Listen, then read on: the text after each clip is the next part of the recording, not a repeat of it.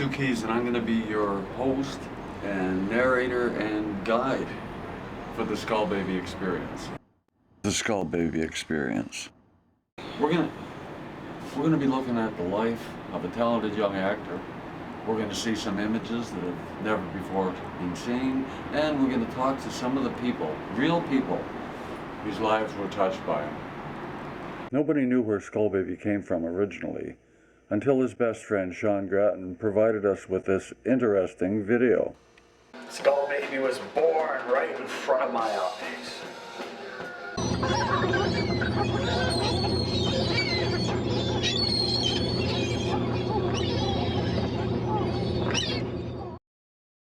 Outside of legend, myth, and rumor, not much is known about Skullbaby's early life. His childhood with the carnival, his brief career as a pro wrestler in Mexico, his antics in Hollywood and Las Vegas.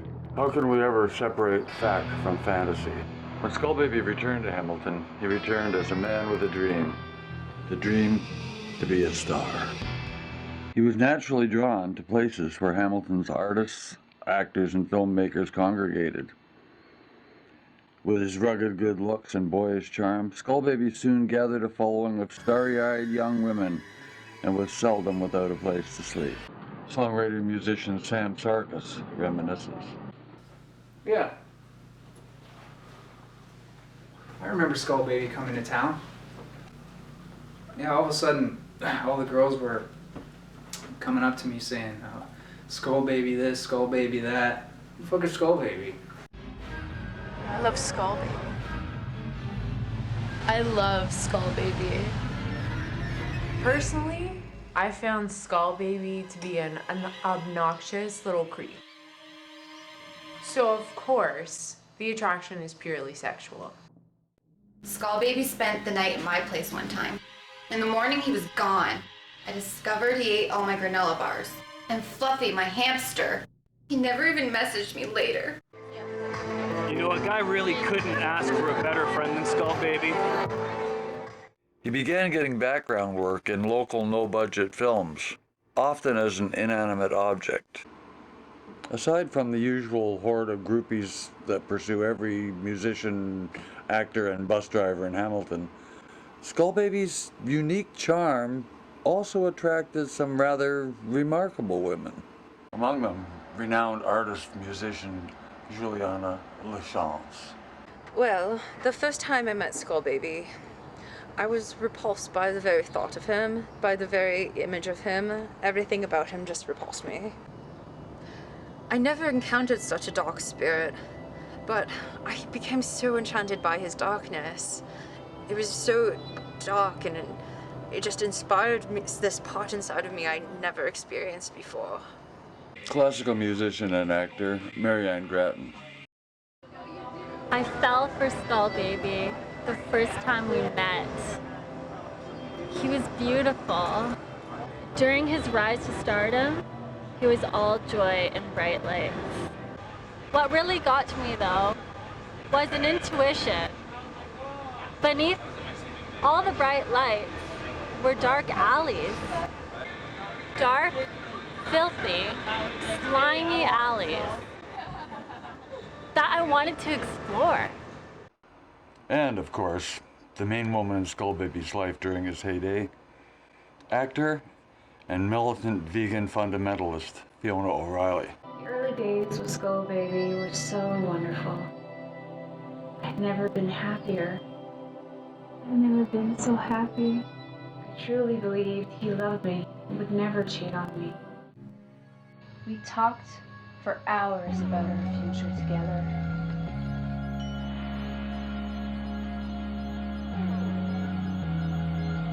We'd have a little white house in the suburbs.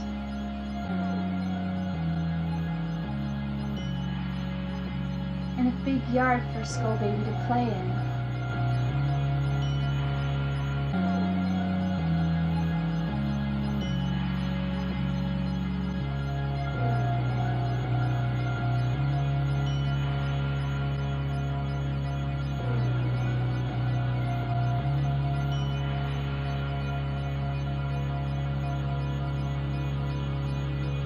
We'd be so happy together.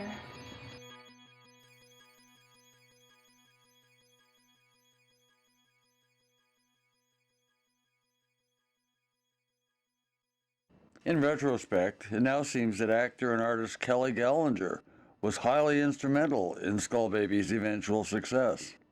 I met Skullbaby when we were both struggling actors looking for our big break. A couple of starry-eyed kids, you know? I was drawn to him by his cheerful outlook and his positive energy. Poor little guy didn't even have a place to sleep.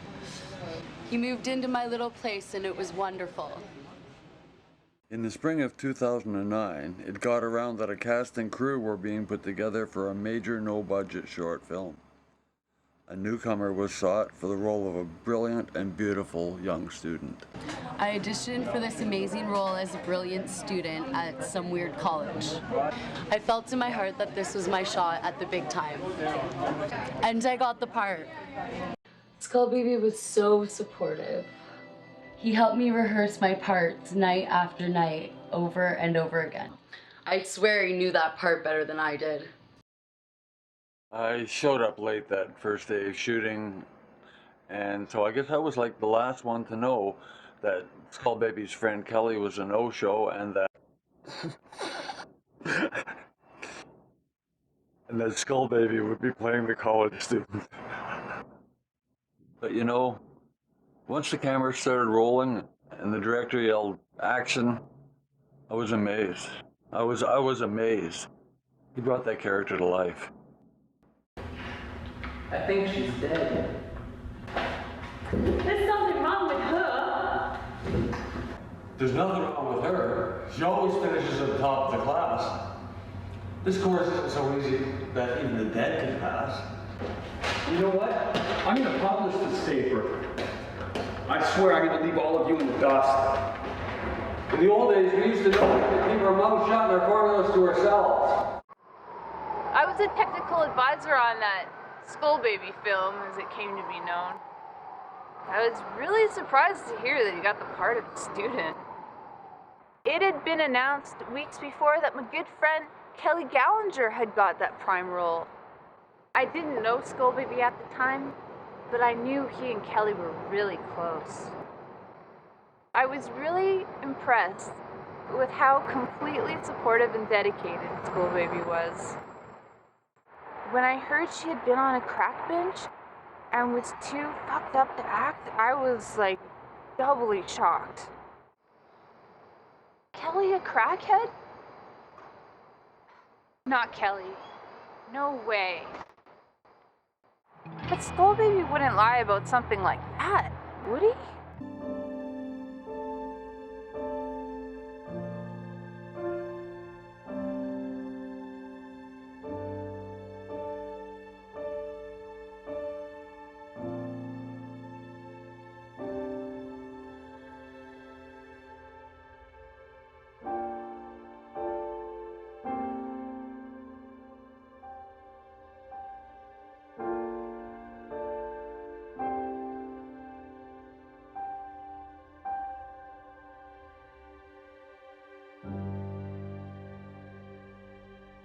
Following the release of that Skullbaby film, as it came to be known, the summer of 2010 was Skullbaby's summer of love. Women wanted him, men wanted to be him, and everybody wanted to be his friend.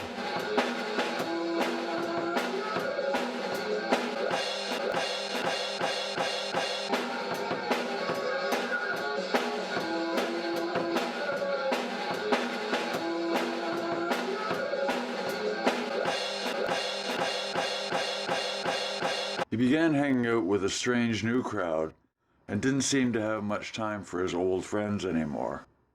Resentments were starting to grow. You know, that backstabbing little prick.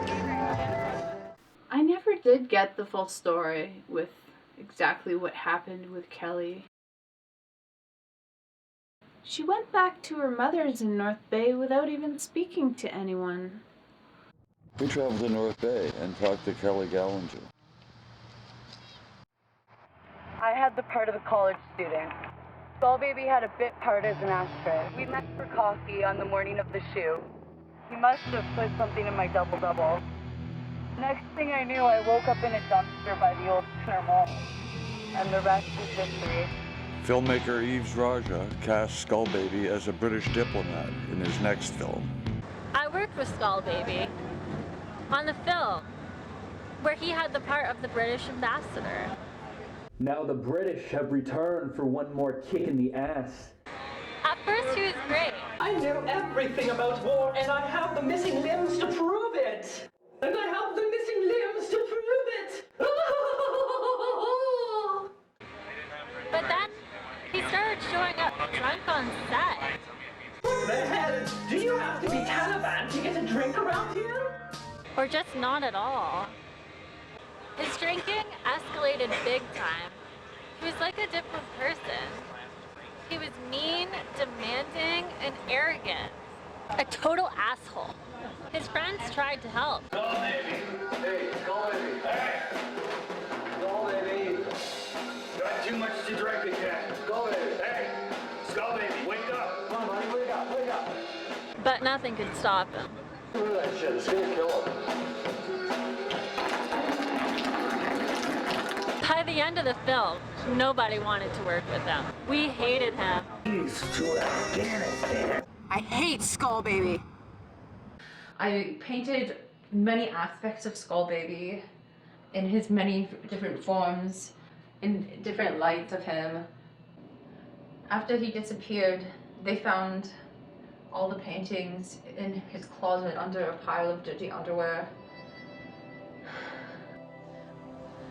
I really tried to love him. He cheated on me. Skullbaby, if you're out there, I want to tell you something.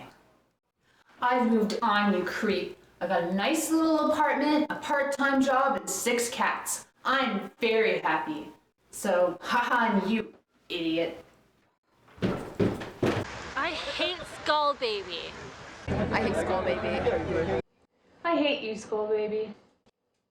I guess at one time or another, all of us had some concerns over Skullbaby's mental health.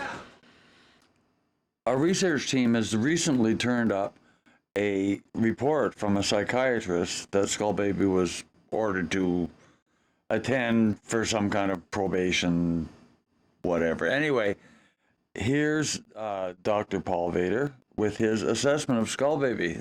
Skullbaby presents us with a classic case of a charismatic sociopath whose so-called wit and charm are manipulative and contrived. Women are drawn to him, and he has no qualms about exploiting them. Being virtually devoid of emotional empathy. Oh, the poor baby, they say. They talk of his traumatic, avian-assisted birth. His early days as a rodeo clown. His massive consumption of psychoactive substances. He's a creepy weirdo. Hear it! Creepy. From his home in Nelson, BC, alternative psychiatrist Dr. Shmoo Glabowski offered a second opinion. Skullbaby is just a human being. Being human.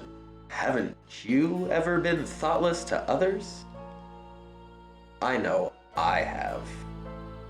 Haven't you ever lied and cheated without remorse? Hey, who hasn't? Engaged in pathologically deviant sex acts? I know I have. Rather than the sick little monster he's been portrayed as, maybe Skullbaby's just too human? I hate Skullbaby. I really, really hate him. I hate Skullbaby. I really hate him. Skullbaby, kiss my ass. For the last couple of months before his disappearance, Skullbaby and I weren't on speaking terms. What happened was, he showed up at my place in the middle of the night one time, looking for a place to crash. Well, it was a cold winter night, and he had no place to go, so what the hell, I said, yeah, sure, come on in. 6 weeks later, he was still there. I had to ask him to leave. Oh yeah, and everybody said, oh Stu, how could you be so mean putting the poor little guy out on the street? Well listen, let me tell you, He ate Nikki's cat food. He drank my mouthwash. Nights, he would wander around the apartment, muttering to himself while I was trying to sleep. He stole my toilet paper and sold it on the street. You know, I mean, I just couldn't handle it anymore. He had to go, you know? Like, I had thoughts of killing him. On April 28th, 2012, an event was held at a popular Hamilton venue. Among the films to be screened was that Skullbaby film, as it had come to be known. We all knew he'd be there. He showed up late and kept the shadows. It was a night to remember.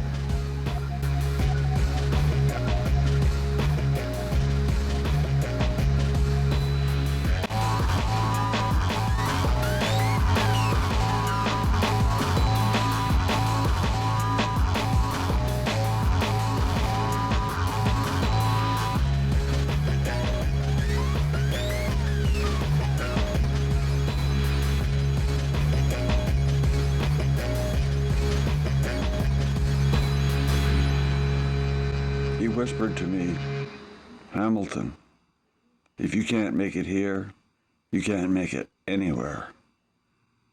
Then he vanished into the night. Skullbaby was never seen again.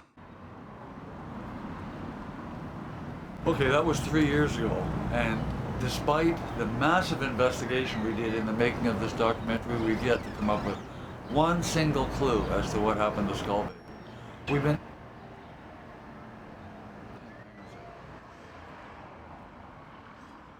Hoo-ha! You know how by law enforcement people target certain benches around the city trying to catch smokers and bird feeders? Well, we have dug up from their library of old tapes a tape dated April 29th, 2012, the day after Skullbaby disappeared, and my informer here tells me it features Skullbaby. So let's just take a look at that thing, okay? Well, yeah, that's Skullbaby, all right. That's him for sure. This is, whoa! What?